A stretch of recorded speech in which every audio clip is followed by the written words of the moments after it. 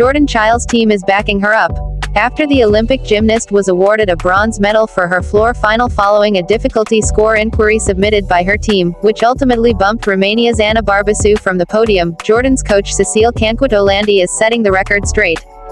The Team USA gymnastics coach quickly took to the mat after a user commented on one of her posts implying the judges cheated so Jordan could win. "I shouldn't have to explain, but I will once," Cecile replied on her August 6 Instagram post. Jordan's highest possible start value on floor at a 5.9, at quals and team finals she received a 5.8, and we didn't question it because we saw that not all the elements were completed. But as Cecile previously told reporters following the floor final, during Jordan's performance, Cecile and the team felt the 23-year-old performed a tour jeté with a full turn, something she hadn't done as well during qualifiers and in the team round, which is why they submitted the inquiry. Inquiries are not allowed for execution scores but can be submitted for difficulty scoring. As she further explained in the comment, being placed 5th with nothing to lose, "I sent the inquiry so I wouldn't regret not asking. I didn't think it would be accepted, and at my surprise it was." Cecile, who is an Olympian herself and competed in the 1996 Games in Atlanta, made it clear, however, she was just doing her job as a coach and that everything that happened was above board. "Jordan won this medal and didn't steal anything from anyone," the 44-year-old continued.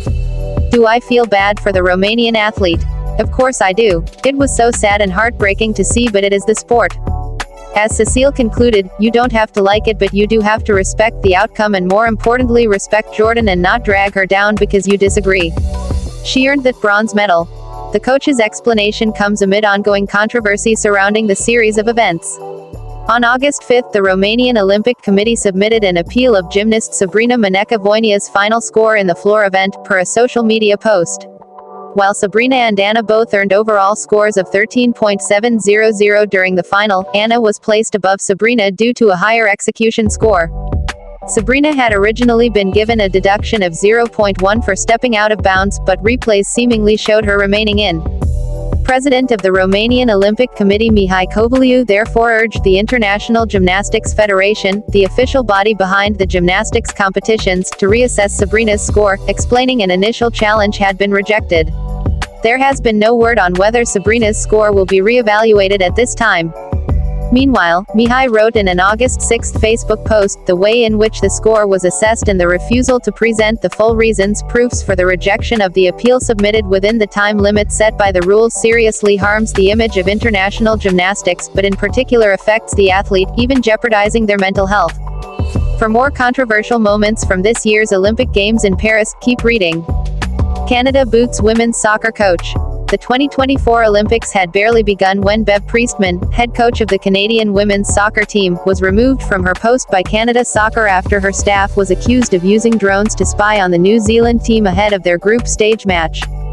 Additional information has come to our attention regarding previous drone use against opponents predating the Paris 2024 Olympic Games, Canada Soccer CEO and General Secretary Kevin Blue said in a July 25 statement explaining the decision. In light of these new revelations, Canada Soccer has made the decision to suspend Bev Priestman for the remainder of the Paris 2024 Olympic Games, and until the completion of our recently announced independent external review. Priestman apologized, saying in a statement, "I am absolutely heartbroken for the players, and I would like to apologize from the bottom of my heart for the impact this situation has had on all of them.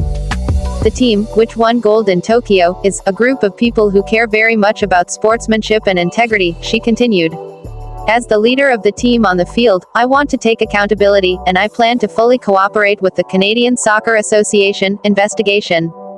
South Korea mistaken for North Korea during the opening ceremony.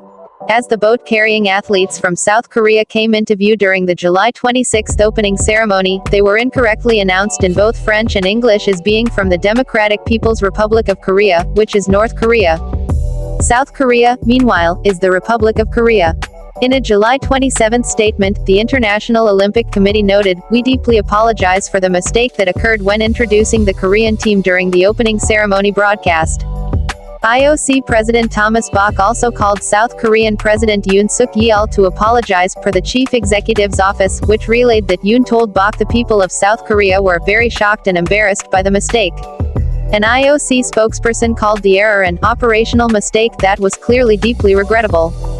Parade order is determined alphabetically according to the host nation's language, minus Greece, which always goes first as the home of the first Olympics, and the host nation goes last. South Korea was the 48th country in the Parade of Nations, while North Korea was 153rd. The wrong kind of splash. British commentator Bob Ballard was pulled from Eurostar's Olympics coverage for making a remark that was widely derided as sexist after Australian swimmers Molly O'Callaghan, Shayna Jack, Emma McKeon and Meg Harris won gold in the 4x100-meter freestyle relay. Well, the women just finishing off, Ballard said following the race. You know what women are like, hanging around, doing their makeup. His co-commentator Lizzie Simmons replied, outrageous, Bob. Some of the men are doing that as well. Calling his comment inappropriate, Eurostar said in a July 29 statement Ballard had been removed with immediate effect from further coverage. The veteran sportscaster promptly apologized. The comments I made during the Australian freestyle relay victory ceremony on Saturday have caused some offense, he wrote on X. It was never my intention to upset or belittle anyone, and, if I did, I apologize. I am a massive advocate of women's sport. A rumor that went off the deep end. After speculation that a too-shallow pool inside La Défense Arena was responsible for slower than expected times in swimming, the athletes torpedoed the idea that the water wasn't deep enough to smash records. I think it's totally a myth, Team USA's Regan Smith, who swam away from Paris with 5 medals, told NBC Olympics. After she and Gretchen Walsh, Lily King and Tori Husk set a new world record in the women's 4x100-meter medley. I think at first people were very aware of the lack of new records, so, I think that caused some chatter, like, oh, is it the pool that's doing this? But I think as the meet went on, people got used to it, and then I think they got more comfortable with it, and then we started seeing some really fast swims. Added 4-time medalist Walsh, I think much of what the Olympics is, and what it represents, makes any pool that it's at feel kind of slow. Because you have so much pressure on yourself that it is hard at your 100% best. Swimmer sent home for indiscipline. Brazilian swimmer Ana Carolina Vieira was sent home after, according to the Brazilian Olympic Committee, she committed 2 acts of indiscipline. She left the Olympic Village with boyfriend, teammate Gabriel Santos without permission, the BOC said, after acting, in a disrespectful and aggressive manner, in response to a technical decision made by the Brazilian Swimming Team Committee, regarding the 4x100 meters freestyle relay. In a video titled, How a Communication Failure Destroyed My Olympic Dream, Vieira lamented what happened but said, everything is going to be solved at the right time. Another swimmer kicked out for inappropriate atmosphere. The Paraguayan Olympic Committee asked swimmer Luana Alonso to leave the games, alleging in a statement that she had created an inappropriate atmosphere at the heart of Team Paraguay. We thank her for proceeding as instructed, the statement continued, as it was of her own free will that she did not spend the night in the athletes' village. The Southern Methodist University student had seemingly already returned to Texas when she wrote on Instagram story, translated from Spanish, August 5, I just wanted to make it clear that I was never removed or expelled from anywhere, stop spreading false information. I don't want to give any statement, but I'm not going to let lies affect me either. Michaela Skinner vs. Simone Biles. Simone Biles had already let it be known what she thought of Tokyo teammate Michaela Skinner's criticism of the U.S. gymnastics team selected to go to Paris, and Skinner had apologized for saying in a since-deleted video that the talent and the depth just isn't like what it used to be, and that, obviously, a lot of girls don't work as hard.